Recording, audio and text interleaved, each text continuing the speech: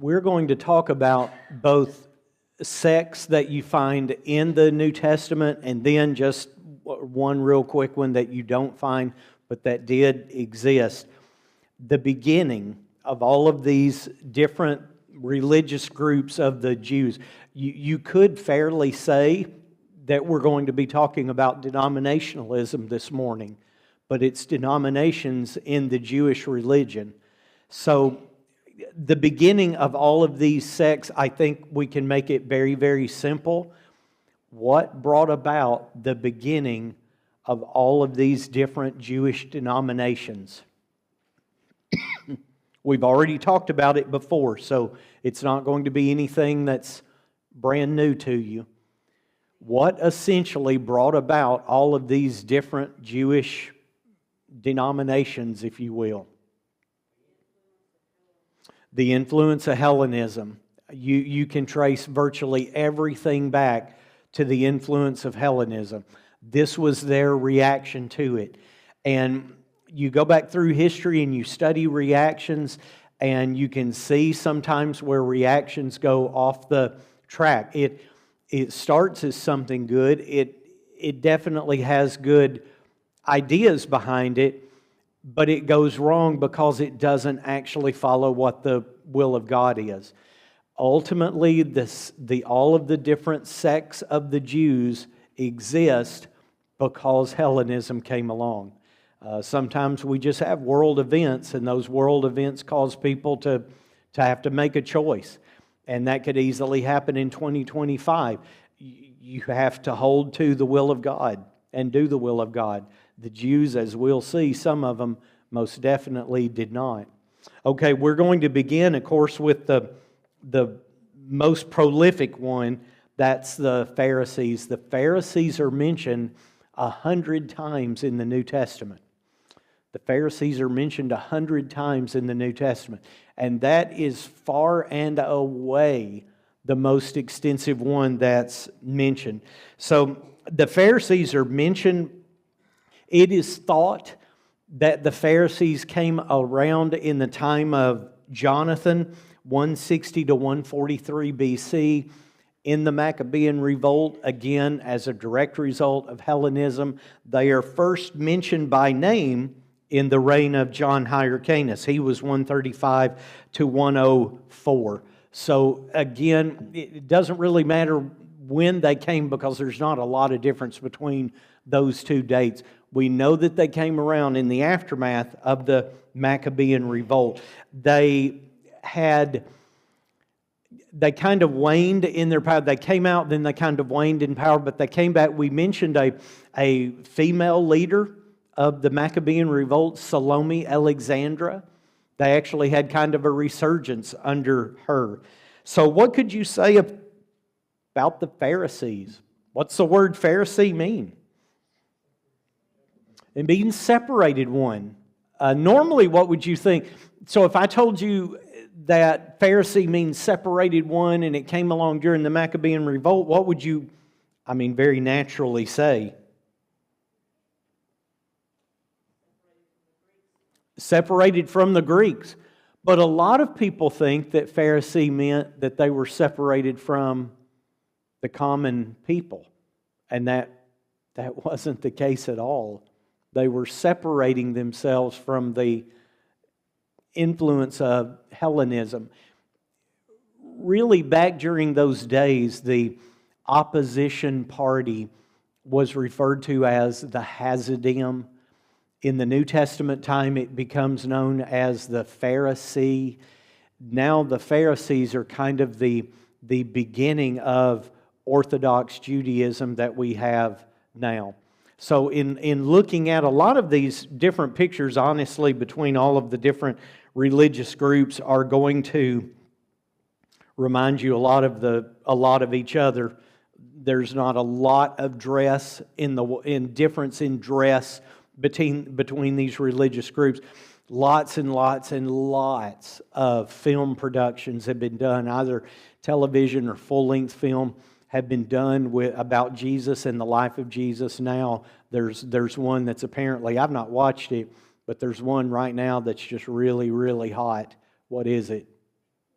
The Chosen, I think it just started its 5th season, I think, and it's streaming. So for all of you guys who don't have cable or satellite, but you know streaming, 5 seasons is extraordinarily long. So that means that apparently there's lots and lots of people that watch it. I don't really know anything about it other than the fact that it's been incredibly popular. So all of these depictions of Pharisees and Sadducees honestly look a lot, very, very similar to one another. I do want to show you this, and this is pretty legitimate. This is not a Hollywood prop. What do you think this is? It's a phylactery, right? And so it was a little box, and what would they put in that little box? They put Scripture, and so they would tie that around their head. Okay, some would tie it around their arm, but these phylacteries then would be there to remind them of Scripture. So, in trying to do, I think, the best that they could do, in trying to get people back to the law, the Pharisees in particular developed a system of oral tradition. And that oral tradition over the years became equal to written law. When you get to the New Testament, how is Jesus going to react to their oral tradition? How's he going to react to it? Very, very what? Very, very negatively. Because they had put so much emphasis on the oral tradition. And the oral tradition, when we see it in the New Testament multiple times over, is actually not what the intent of the law of Moses was. So it gets them away from it. Jesus was very critical of it. Okay, the Sadducees. The Sadducees. Oh, I meant to say the Pharisees in your notes. The Pharisees were members of the middle class, mostly businessmen, merchants, and tradesmen. The Sadducees. So the origin of the Sadducees, uncertain, we think around 200 BC. They probably took their name from Zadok, who was a high priest under David and Solomon. This kind of links them into the high priesthood. So because they were a party of the high priesthood, that meant also that they were a party of what? How could you describe? If they were a party of the priesthood, what else did that mean about them? They were very what? They were very political. They were very aristocratic. Now, why is that? That sounds very, very foreign to us. Because, could a religious leader ever get elected as president today? Could a religious leader ever get elected as president today? In a two-party system? Could a religious leader get elected today? I doubt it. Anything can happen. I just doubt that could happen in a two-party system. Some of the systems over in other countries, do you guys know about them? You could have 15 parties that run, 15 of them, and the one that gets the highest vote count is the one that wins. It might only be 15% of the populace, but it's the highest out of all 15 of them, so they end up being the president or prime minister or what have you. In a two-party system, I doubt a religious person is going to end up being president. Why is that? Because for 250 years, we've done what? We've had a separation between church and state. Israel was completely different because basically what did it do? It didn't separate church and state. It pretty much merged church and state. Because of that, the Sadducees end up being the political, aristocratic, very, very influential class of citizens.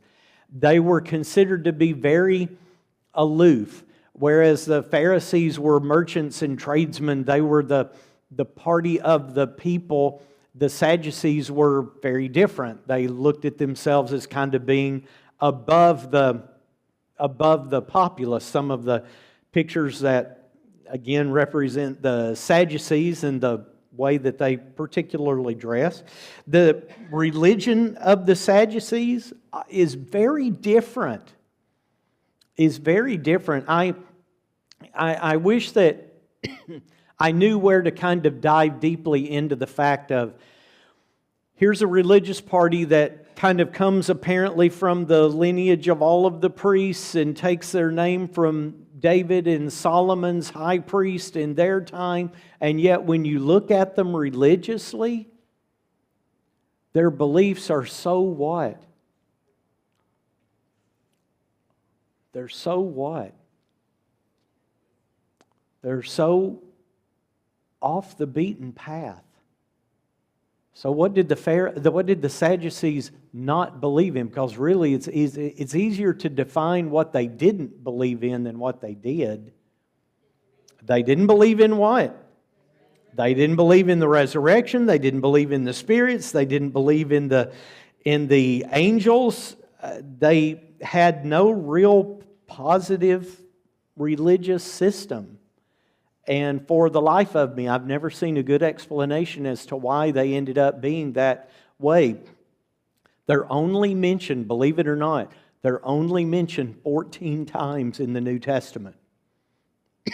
Only 14 times. The Pharisees tried to get proselytes. The Sadducees was a closed system. Pretty much when Jerusalem was destroyed in AD 70, they were destroyed along with it. Okay, so the Herodians. What do you think the Herodians were? What do you think the Herodians were? They're only mentioned 3 times. What do you think the Herodians were?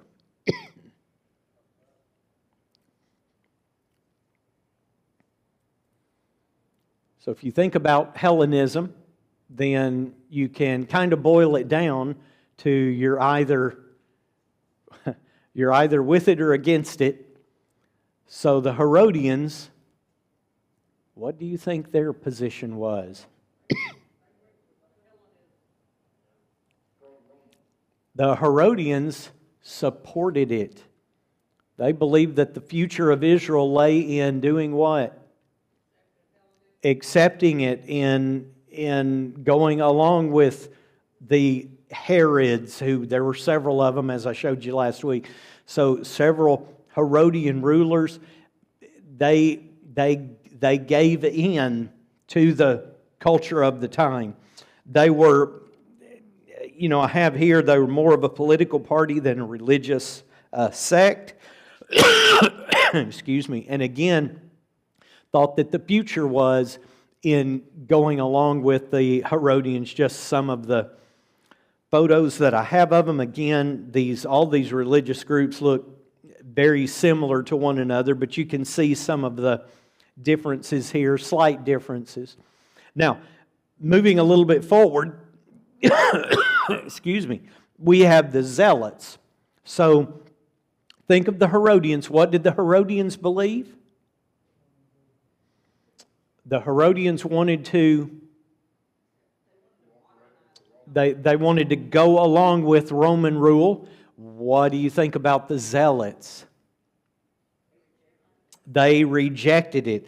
So the Zealots were only mentioned just a handful of times. To the Pharisees, the Roman rule was just something that you waited out. In fact, one writer basically said that it was visited upon Israel because of their sins. It was accepted with humility and prayerful anticipation of the day when God removes it. But there was a wing of kind of the Pharisees who were called the Zealots.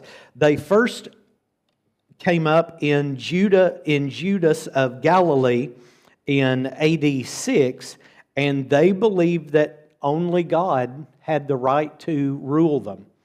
So they became essentially not just a very patriotic group, but a group that put patriotism and religion together. So, excuse me, one of the reasons why What is one of the reasons why we have the separation between church and state in the U.S.? Why do we have the separation between church and state? So government can't impose a particular religion. It was done so that people can do what? They have the freedom to choose whatever they want to believe and then follow that.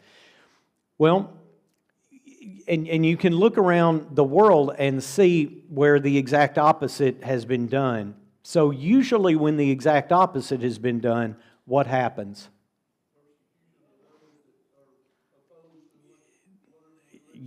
Yeah, lots and lots of violence. It just seems like that runs hand in hand. Well, the Zealots were set up essentially to do just basically that. They engaged in terrorism against Rome. They had the Sicarii, or assassins, were an extremist zealot group. They're mentioned 4 times in the New Testament. And interestingly, in every time, why are they mentioned? Why are they mentioned 4 times?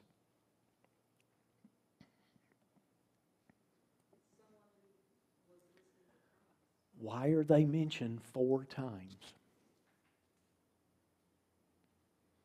If you use the King James or the New King James, it's gonna be a complete mystery to you. But if you use a more modern version, one of the 12 was a zealot. Simon the Zealot.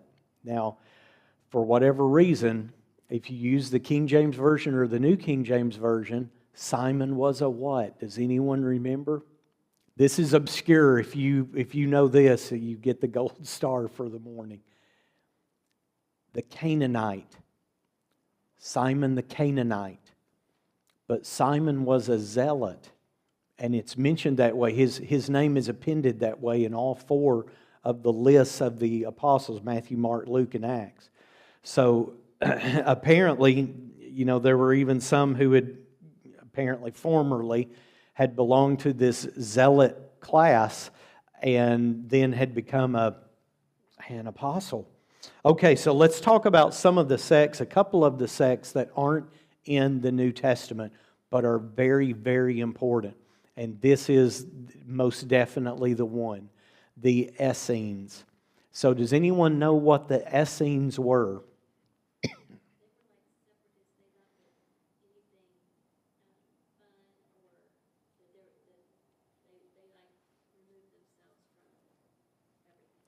So the Hasidim were the people who stood against the encroachment of Hellenism.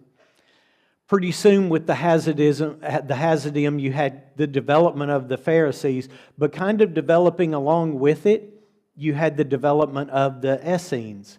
So the Essenes were a more radical group than the Pharisees, but they weren't radical in the sense of violence. They were radical in the sense of pulling themselves away from the influences of Hellenism.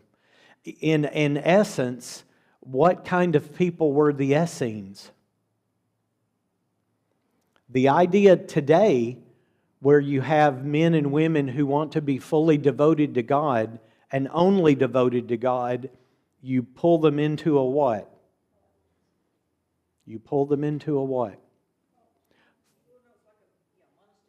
You pull them into a monastery or a what? Not a cult. Monastery is for who? Men. What's for the ladies? What's the ladies? Right, the Coventry. So monastery or Coventry. You pull them into that. So the Essenes essentially lived a monastic lifestyle. They truly did separate themselves. But what happened when they did this was actually something pretty extraordinary. Now, we don't actually know this 100%, but there is a strong thought that the Essenes were the people who lived in Qumran. So Qumran is the northernmost city that's up here by the Dead Sea. Okay, that's Qumran. Down here is En-Gedi. En-Gedi is where David fled from Saul. It's a beautiful, beautiful area.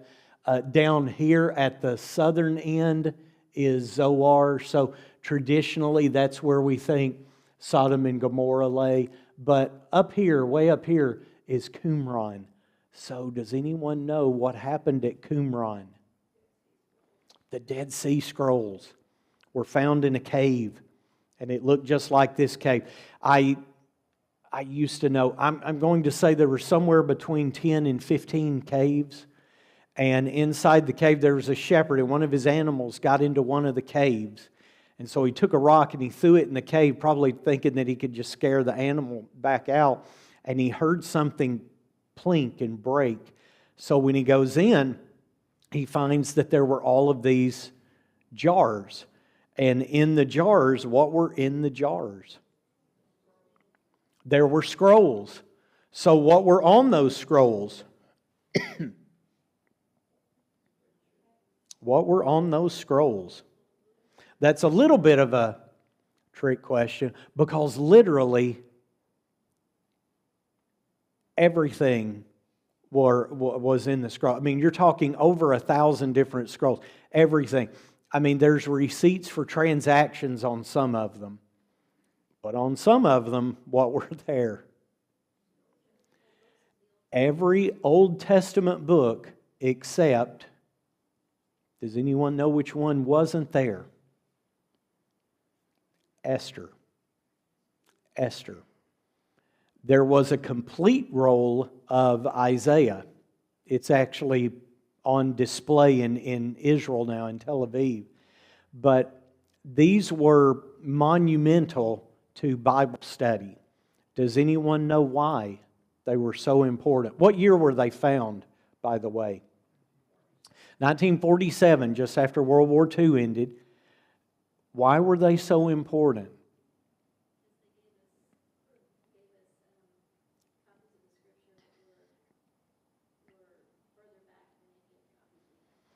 So the copies, you know, when you had the Old Testament before the Dead Sea Scrolls, so if you would have, you know, some of you graduated school in the 1950s, and the Dead Sea Scrolls were discovered, but no one had actually done anything with them. So you're reading out of the King James Version because really there wasn't a whole lot of other things around than the King James Version and the American Standard Version at that point. And you were reading the English Old Testament, and behind it all, it was English. You couldn't tell anything. But in those Old Testament texts from the King James Version, you were reading an original text that was only attributed to 800 to 1000 AD. 800 or 1000 AD. When did Moses write the first 5 books of the Old Testament? When did Moses write the first 5 books of the Old Testament? Well, the technical answer is we what? We don't know. We've speculated that he wrote them during the wilderness wanderings, and that's as good a guess as any. So given that that's right, just give it that that's right. When would that have been? That would have been 1500 BC. So that meant before 60 years ago, the closest you could have gotten to the original Old Testament manuscript would have been 2,500 years. So your Old Testament in the King James Version, even though you had just bought it at a bookstore, the Old Testament texts that supported it were 2,500 years old. The discovery of the Dead Sea Scrolls moved back 1,000 years. moved it back 1,000 years. So now they were looking at manuscripts that weren't in 800 or 1000 AD. Now they were back around the time of Jesus Christ, which, looking at it a different way, some of those texts in Greek would have only been not that long after the creation of the Septuagint themselves. So this was monumental. It didn't really help anything as far as the New Testament was concerned.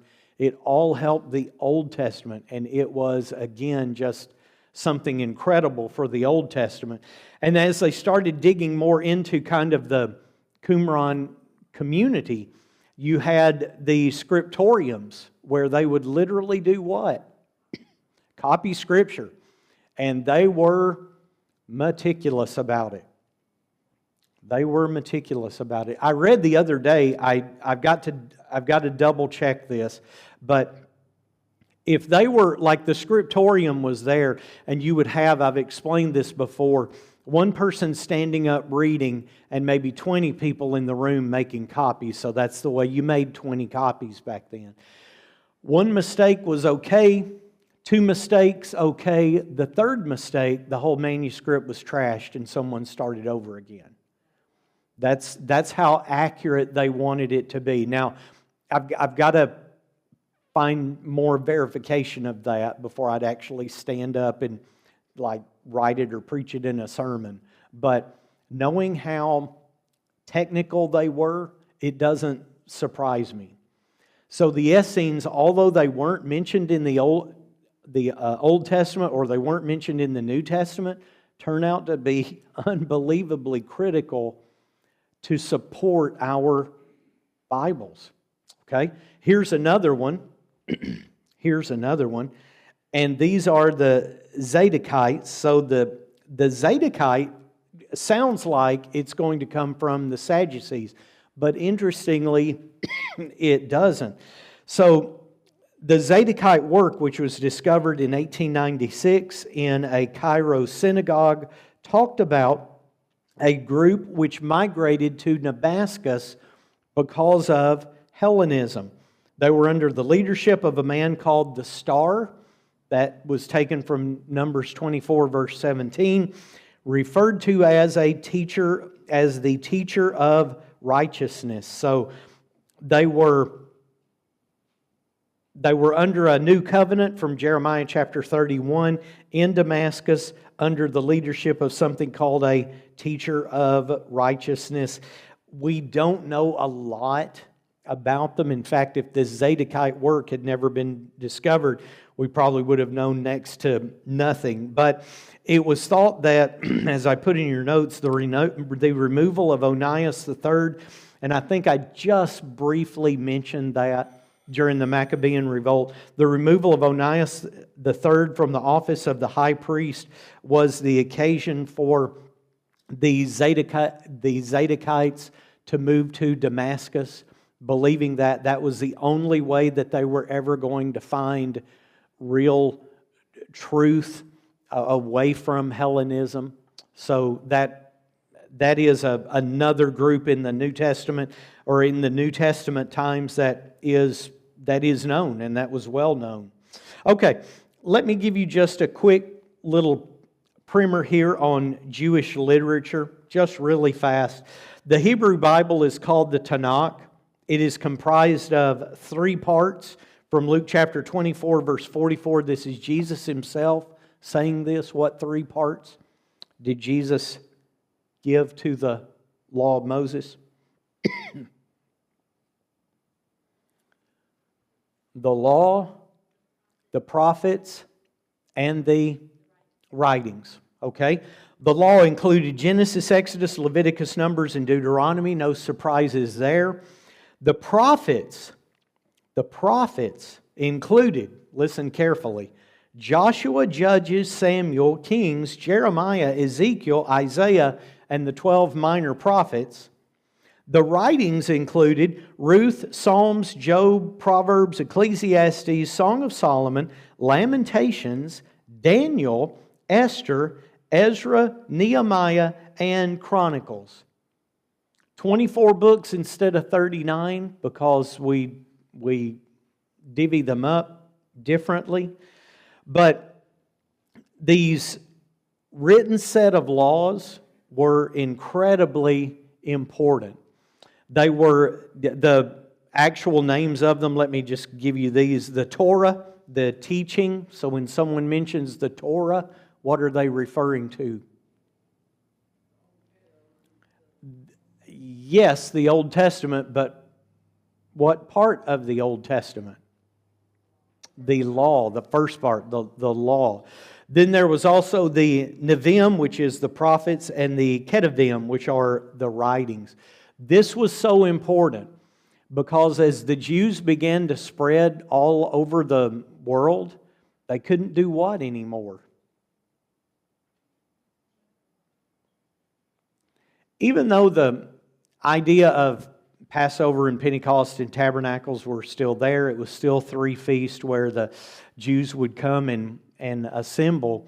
Because they were scattered all over the world now, that wasn't done that much any longer. So you had more of the development of the synagogues, and so the synagogues had a copy of what? The Torah. It had a copy of the Ketuvim, the Nevi'im. It had copies of the Scriptures, and what would they do in the synagogue? They would get to actually reading them. So this development in Jewish literature was very, very important. Okay, so let's just kind of list what some of these other things were. The Talmud. So how many people have heard about the Talmud? You're probably going to hear about these, but they're not what you might expect. So the Talmud is a collection of Jewish traditions and exegesis. So it's just basically like commentaries from the 3rd century to the 6th century AD, so well outside of the New Testament time period. It's composed of 2 different parts. The Mishnah. Anyone ever heard of the Mishnah? So the Mishnah is a collection of exegetical material that embodies the oral traditions of the Jewish laws and forming the fine part of the Talmud. So it's kind of a commentary on the law. And then secondly, the Gemara, which is a first part of the Talmud that contains the rabbinical commentary and the analysis of the Mishnah, which is just the previous one that we talked about. And then there's also the Midrash. The Midrash is a compilation of homiletic teachings on the Tanakh, or the Hebrew Bible. What is a homiletic teaching? What is a homily? This is interesting. What is a homily? It's a sermon. It's a sermon. If you go to seminary and you study homiletics, homiletics is the art or the study of writing sermons. So this was the Midrash is a compilation of homiletic teachings. So, these different words, Midrash, Mishnah, Talmud, Torah, that you hear, that's what those mean. Okay, so next time I'm going to spend just a few minutes, we're going to talk about the actual fullness of times. What did everyone contribute? And then in the remaining time, we'll move on ahead to the harmony of the Gospels.